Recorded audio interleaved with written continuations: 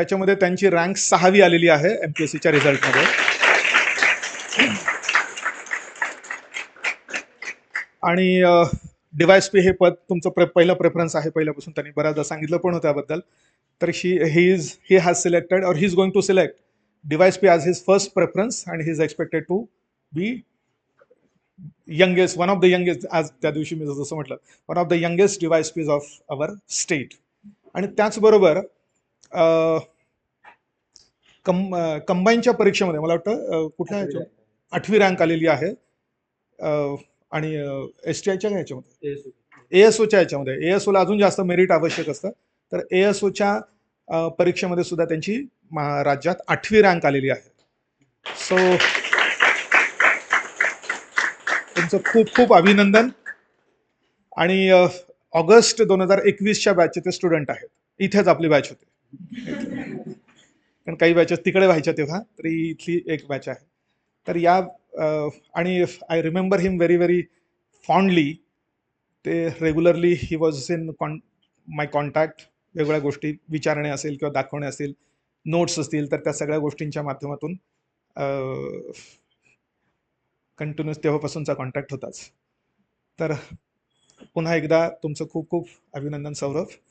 आणि I request you to, तुम्हाला यांच्या आम्ही आत्ता मनोवृत्ती शिकत होतो, तर मनोवृत्तीमध्ये काय चेंज केलं पाहिजे सगळ्या मुलांनी, की जेणेकरून आपल्याला लवकरात लवकर यश मिळण्यासाठी आपण कसा विचार बदलला पाहिजे, की जेणेकरून आपल्याला आपल्या त्या फिलिंग्समध्ये आणि सगळ्या गोष्टींमध्ये बदल होईल आणि वर्तन आपलं असं होईल की जेणेकरून आपण कंटिन्युअसली अभ्यास करण्याच्या दृष्टिकोनातूनच प्रयत्न करू आणि आपल्याला आपल्या करिअरच्या आड येणाऱ्या कुठल्याही गोष्टी त्याच्या आड येणार नाहीत, यासाठी काय केलं पाहिजे या दृष्टिकोनातून त्यांना तुम्ही निश्चित सांगा.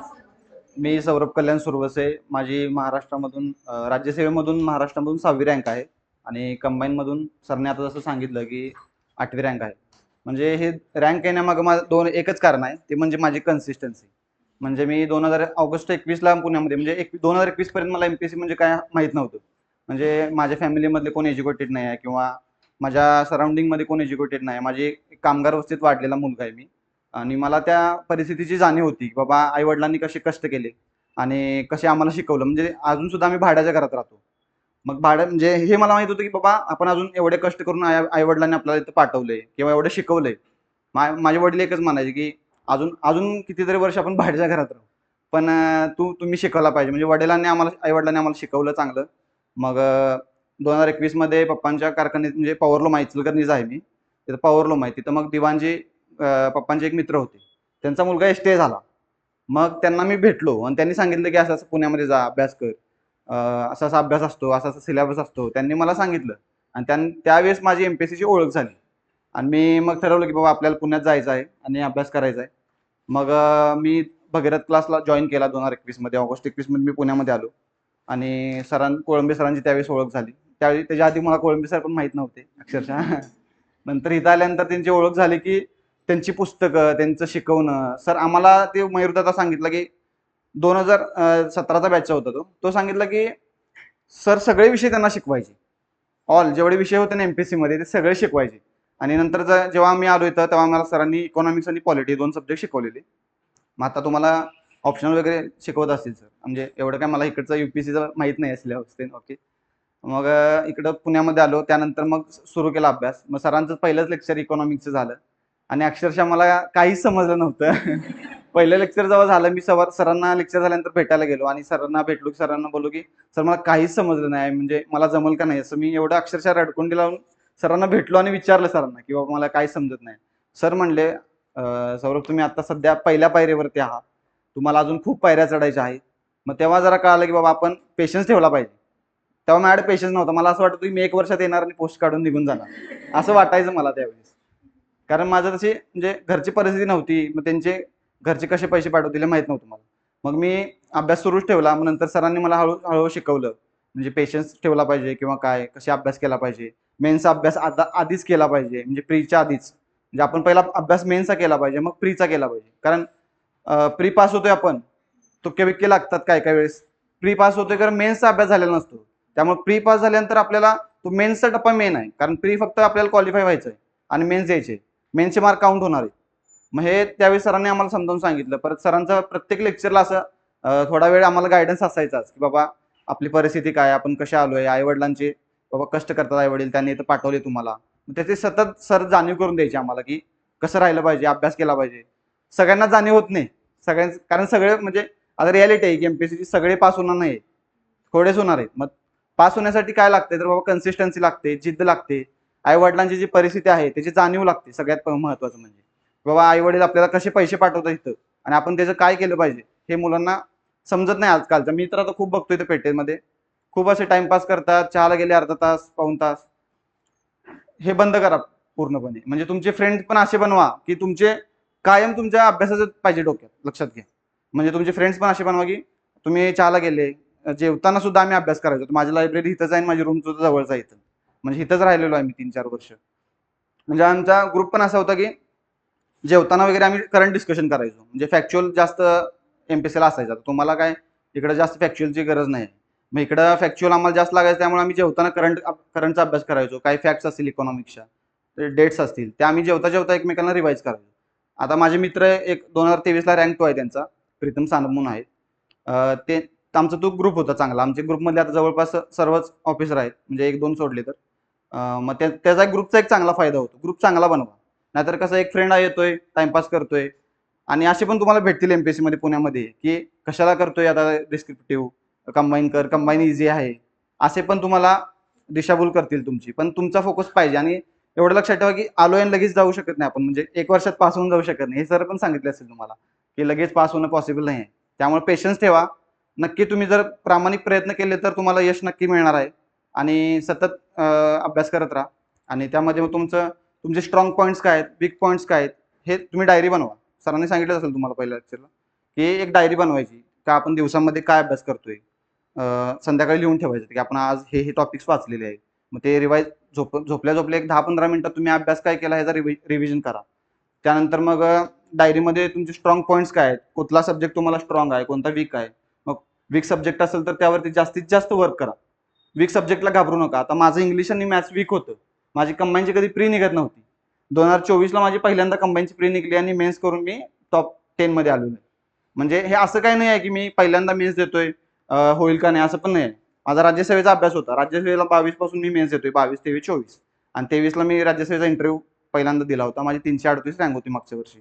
मग 338 वरून 6 रँकवर येण्याचं कारण हे आहे की माझी 4 वर्षाची कन्सिस्टन्सी. म्हणजे 1 वर्षात मी अभ्यास काय केलेला नाही, म्हणजे वेगळं काय केलेलं नाही, फक्त तेच त्या वर्षी पण केलं. फक्त स्ट्रॅटर्जी बदलली थोडी, एक्झाम पेपर सॉल्व्ह करण्याचे जे अप्रोच म्हणतोय आपण तो थोडा बदलला आणि 6 रँक आली.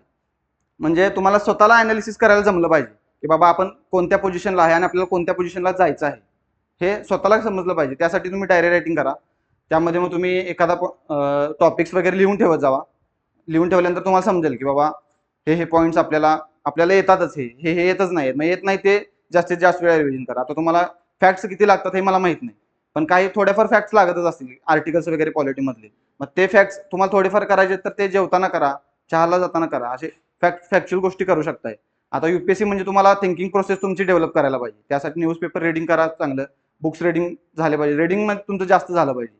इकडे काय पाठांतर नाही आहे, इकडं तुम्हाला स्वतःला लिहायचा आहे पेपर आणि त्या 3 तासामध्ये तुम्हाला आन्सर रायटिंग करायचे, मोठे मोठे आन्सर लिहायचे आहेत.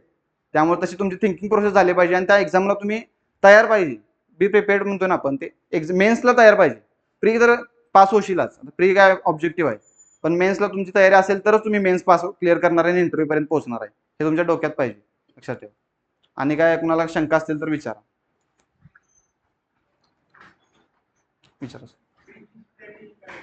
प्रीची का? प्रीची स्ट्रॅटर्जी सर, तुमचा आता 7 सब्जेक्ट असतात आपल्याला प्रीला. मग त्यामध्ये तुमचा स्ट्रॉंग सब्जेक्ट कोणता आहे ते तुम्ही ठरवा. आता समजा माझा पॉलिटी होता तर मी असं ठरवायचं की पॉलिटीला 15 पैकी 15 घ्यायचे. हिस्ट्री माझा स्ट्रॉंग होता, म्हणजे माझं पाठांतर चांगलं असल्यामुळं समाधान माझे मला म्हणजे तोंडपाठ असल्यासारखं होतं. मग ते तुम्ही बघा की बाबा तुम्हाला क्वेश्चन पेपर, आता पॉलिटी झालं, हिस्ट्री झालं, माझे 2 सब्जेक्ट स्ट्रॉंग होते, मी त्यात जास्तीत जास्त मार्क घेण्याचा प्रयत्न करतो. मग कोणाचं सायन्स स्ट्रॉंग असेल, कोणाचं काय बॅकग्राऊंड मेडिकल असतं, मग त्यांना बायोलॉजी वगैरे इझी जातं. मग ते तसे आपले स्ट्रॉंग पॉईंट काय ते लिहून काढा. 2-3 सब्जेक्ट आपले असतात स्ट्रॉंग, मग ते त्याच्यावरती जास्त वर्क करा. आणि जे बाकीचे आहेत ना त्याला ॲव्हरेज मार्क घेण्याचे प्रयत्न करा. म्हणजे सायन्स, आता मला सायन्स अवघड जायचं, कारण माझं इंजिनिअरिंग फूड टेक्नॉलॉजी झालं होतं माझं, आणि सायन्सचा काय एवढा संबंध आला नव्हता 11वी-12वी नंतर. मग मी बायोलॉजी म्हणजे ॲव्हरेज घ्यायला बघायचो. 20 क्वेश्चन यायचे, त्यातले 12 क्वेश्चन माझे बरोबर यायला पाहिजे, तिन्ही मिळून सब्जेक्ट. पण मी पॉलिटी, हिस्ट्री, जिओग्राफी ह्या सब्जेक्टला जास्त मार्क घेण्याचा प्रयत्न करायचो. आणि एमपीएससी राज्यसेवेचं सांगतो प्रीचं कसं, युपीएससीच्या प्रीला कम्पेअर करू नका. कारण युपीएससीची प्री आणि राज्यसेवेची प्री डिफरंट असणारच आहे. कारण युपीएससीचे पेपर काढणारे पेपर सेटर जे आहेत ते खूप वेगळे आहेत आणि एमपीएससीचे खूप वेगळे आहेत. तुम्हाला असं वाटलं असेल की पहिल्या टाइम युपीएससीचा पॅटर्न कॉपी करतील, सीसॅट तसं येईल असं वाटलंच असेल 100%. पण त्यानंतर तुम्ही ते सीसॅट तर क्वालिफाय होणार आहे इकडे एमपीएससी मध्ये, एवढा अवघड नसते सीसॅट. मग त्यामध्ये ह्याला GS1ला फोकस करा, म्हणजे त्यामध्ये 100 क्वेश्चन असतात. मग तुम्ही त्यावर फोकस करा आणि स्ट्रॉंग वीक पॉईंट करा व्यवस्थित. पॉलिटीला म्हणजे जास्तीत जास्त मार्क घ्या. जिओग्राफी इझी असतं, म्हणजे प्राकृतिक भूगोल वगैरे असतो, नदी प्रणाली असेल, असे टॉपिक सिलेक्टिव्ह टॉपिक करा. बायोलॉजीमध्ये पण सिलेक्टिव्ह टॉपिक करायचे आणि मार्क घ्यायचे. हां, मग आता करंट सांगतो तुम्हाला, सिम्प्लिफाईड किंवा मासिक यापैकी एकच सोर्स वापरायचा. मुलं काय करतात, नवीन मार्केटमध्ये पुस्तक आलं की वाचा, नवीन आलं की वाचा. ते खूप चुकीचं आहे. म्हणजे मी 4 वर्षामध्ये या 2 पोस्ट काढण्यामध्ये हेच रियालिटी आहे की मी पुस्तक कधीच बदललेलं नाही. म्हणजे कोणतंही वापरा तुम्ही, असं मी कोणाला सजेस्ट करत नाही कोणतं पुस्तक वापरायचं. तुम्ही कोणतंही वापरा, पण ते पुस्तकच वापरा. दुसरा सोर्स बदलायचाच नाही, तुमचा सोर्स एकच पाहिजे. सोर्स नाही बदलला तर तुम्हाला कसं त्याची व्हिज्युअल मेमरी तयार होते की बाबा त्या पुस्तकात काय काय होतं. आता हे फॅक्च्युअलसाठी इम्पॉर्टंट आहे व्हिज्युअल मेमरी सुद्धा तुमची, की त्या तुम्हाला डायरेक्ट पेपरमध्ये आलं की ते पॉईंट कोणत्या पेजवर आहे हे सुद्धा आठवते. ते एका पुस्तक तुम्ही 100 वेळा वाचल्यामुळे. त्यामुळं सोर्स बदलू नका जास्तीत. आणि काय म्हणला तुम्ही, विसरलो मी जरा, काय विचारलं तुम्ही? हां, सिम्प्लिफाईड आणि मासिक. त्यामध्ये सिम्प्लिफाईड तुम्ही डिटेल वाचा. फर्स्ट रीडिंग असते ना, ते डिटेल पाहिजे तुमचं, व्यवस्थित पाहिजे. त्यानंतर तुम्ही त्यात पेन हायलाईट करा first of all. Direct highlighter वापरायचा नाही. मुलं काय करतात, डायरेक्ट हायलायटर सगळं हायलाईट करून टाकतात, परत ते वाचूच वाटत नाही. मग पहिला पेन घ्या किंवा पेन्सिल घ्या फर्स्ट. मग त्यातल्या तुम्ही काय 5-6 गोष्टी, एखादी न्यूज असेल तर त्यातल्या 5-6 गोष्टी तुम्हाला इम्पॉर्टंट वाटत असेल. आता करंट का वाचा तुम्हाला सांगतोय, कारण तुम्हाला इकडं ऑप्शनलला आणि इकडं जीएसला तुम्हाला रायटिंग करायचं आहे. तुम्हाला जेवढी जास्तीत जास्त इन्फॉर्मेशन असेल तेवढं चांगलं असणार आहे. त्यामुळे फर्स्ट तुमचं रिडिंग पूर्ण रिडिंग पाहिजे. त्यानंतर सेकंड टाइम तुम्ही त्यातल्या फॅक्ट्स उचला. आणि राज्यसेवेला बऱ्यापैकी फॅक्ट्स विचारतात प्रीला, मग तुम्ही त्या फॅक्ट्स घ्या की आता नोबेल असतील किंवा ह्या गोष्टी असतील ना, मग त्यांचं सेक्टर कोणतं होतं, कशामध्ये नोबेल मिळाले, कोणत्या देशाचे आहेत, असे 2-3 फॅक्ट्स असतात, ते काढून लिहून काढा, नोट्स काढा. नोट्स काढल्यानंतर कसं होतं, आपल्या कमीत कमी वेळेत जास्तीत जास्त रिव्हिजन होतं. म्हणजे तुम्ही आता करंटचं परत सिम्प्लिफाईड वाचायला गेलं तर तुम्हाला जास्त वेळ लागतो, टेन्शन येते आपल्याला की पुस्तक वाचायचं आहे. त्याच्यापेक्षा एक 15-20 पेजेसच्या नोट्स असतील तर त्या किती कमी वेळेत तुम्ही वाचू शकता. मग तुम्ही नोट्स बनवा, त्याच्या शॉर्ट्स जे फॅक्ट्स असतात त्याच बनवा. तुम्हाला बाकीच्या कन्सेप्च्युअल गोष्टी लक्षात आलेल्या असतात, कारण युपीएससीचा अभ्यास करताय तुम्ही. बाकीच्या मग फॅक्ट्स नोट्स बनवा. एखादे सिम्प्लिफाईड, आता पॉलिटिकल न्यूज पाहिला असतात तर पॉलिटिकल न्यूजचं एक 7-8 पेजमध्ये सगळं 7-8 पेजमध्येच काढायचं. मग असं प्रत्येकात एक 30-35 पेजच्या जरी नोट झाल्या तुमच्या, तरी तुमचं ते रिव्हिजन होणार आहे. आणि दररोज करंट वाचत राहायचं. फ्रीच्या आधी 2-3 महिने ना दररोज करंट वाचत राहायचं. अर्धा तास 1 तास करंटला द्यायचा. तुम्हाला जर इकडे न्यूजपेपर सुद्धा वाचायला लागत असणार आहे दररोज. आम्ही काय वाचायचो नाही, इंटरव्ह्यूलाच फक्त वाचायचो आम्ही. त्यामुळे ते दररोज वाचा, म्हणजे 1 तास जरी द्याच करंटला. बाकीचे इकडे आता तुम्हाला जे वीक सब्जेक्ट आता तुमचे कुठले असतील तर बऱ्यापैकी असते, सायन्स वगैरे असेल. आता आम्हाला तर सायन्स अवघड जायचं. मग सायन्स मग तुम्ही कोणते टॉपिक्स तुमचे त्यामध्ये पण कोणते टॉपिक्स तुम्ही चांगल्या प्रकारे करू शकताय, कोणत्या टॉपिकमध्ये तुम्हाला जमतच नाही सोडून द्या, स्किप करा. असं काय त्या टॉपिकवरतीच क्वेश्चन येतील असं काही नाही. म्हणजे मी तर तसं करायचं, माझे जे स्ट्रॉंग पॉईंट मला जे येते ना तेवढंच करायचं. आणि सोर्स पण बदलायचो नाही. आणि त्या सोर्स मधला आलं तर 100% यायलाच पाहिजे मला. त्या पुस्तकातलं जर क्वेश्चन आला ना तर 100% आपला बरोबरच यायला पाहिजे, असे आपला अप्रोच पाहिजे.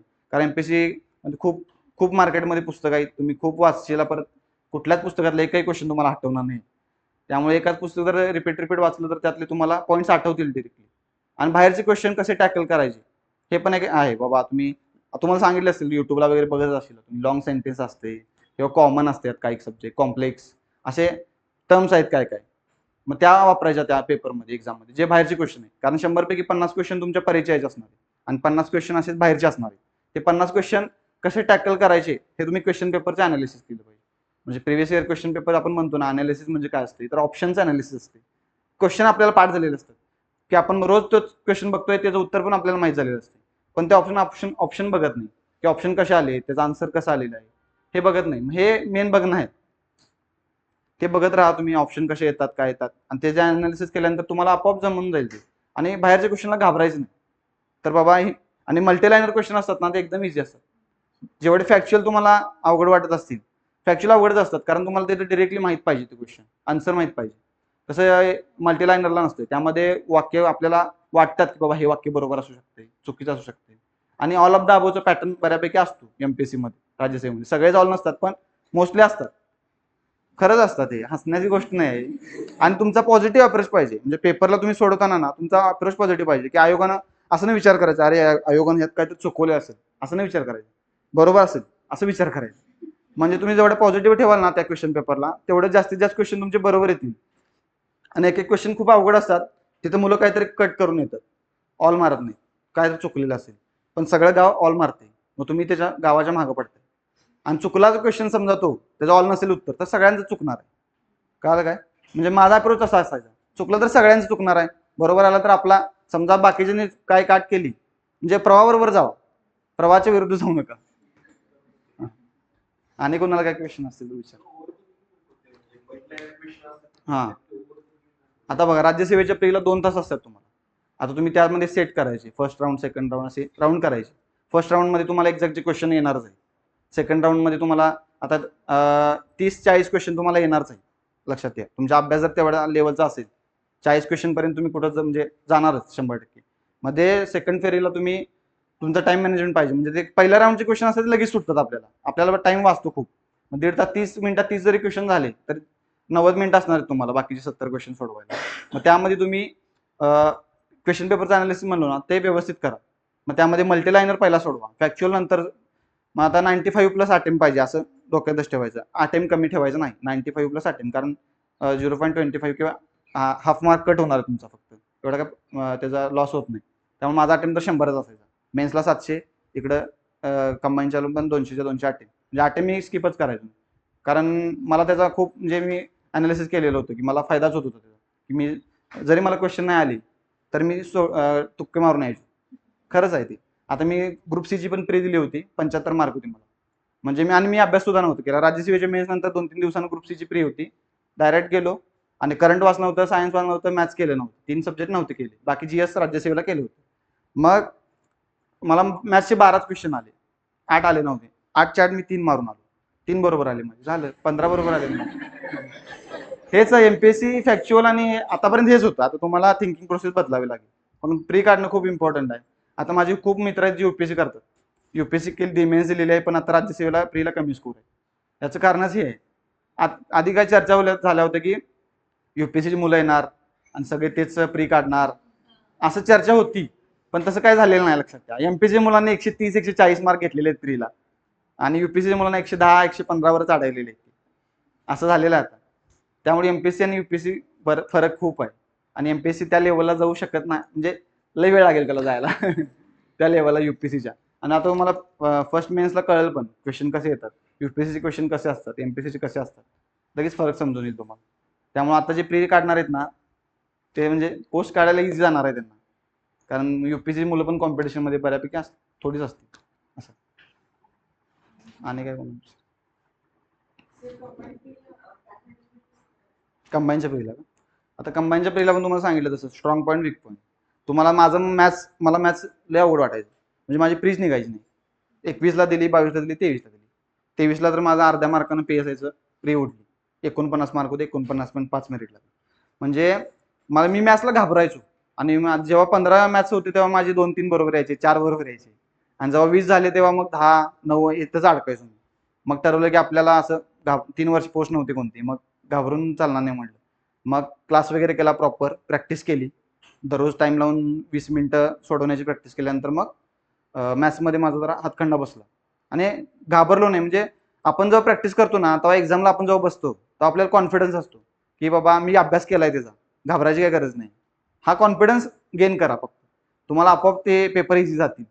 नाही आपण कसं आपल्या माइंडमध्ये आधी विचार करतो की अरे मला येईल का नाही, इथंच आपण हरलेलो असतो. लक्षात घ्या, येईल का नाही विचार करायचा. आणि तुम्ही प्रत्येकाचं होतेच ते. आता माझं पण व्हायचं, तुमचं पण पेपरला गेल्यावर झालंच असणार आहे तसं, की आपण जेव्हा एक्झामला हॉलला बसतोय तेव्हा आपले विचार चालू येतात, मला आठवेल का नाही, येईल का नाही, असं होतंय.